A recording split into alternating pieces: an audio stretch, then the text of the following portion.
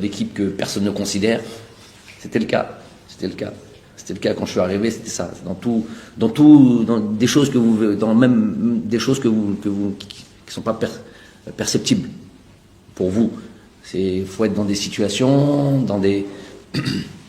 au milieu des instances, de la CAF, tout ça. J'ai vu qu'on n'était absolument pas considéré. En 2018, c'était catastrophique. C'était catastrophique. On allait au tirage au sort, on était traités comme les sélections. Ça faut jamais l'oublier, les gars. Jamais l'oublier, parce que des fois, il y a de l'amnésie dans le football. On était traités comme les sélections qui ne représentent rien. Et je l'ai vu, moi. J'ai vécu ça au tirage au sort en Égypte en 2018. Alhamdoulilah, on est revenu une année plus tard dans ce même pays. Je ne parle pas de la compétition elle-même. Je parle de l'endroit où le jour où on est venu nous remettre les trophées.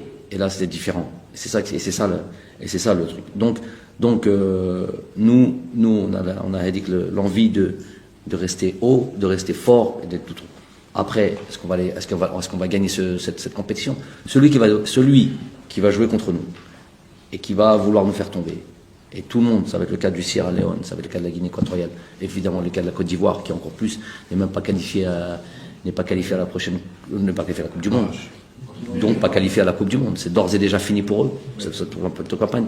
J'imagine qu'ils vont donner encore plus d'envie. On se dire que voilà, au moins gagner une CAN, ça va être ça l'objectif.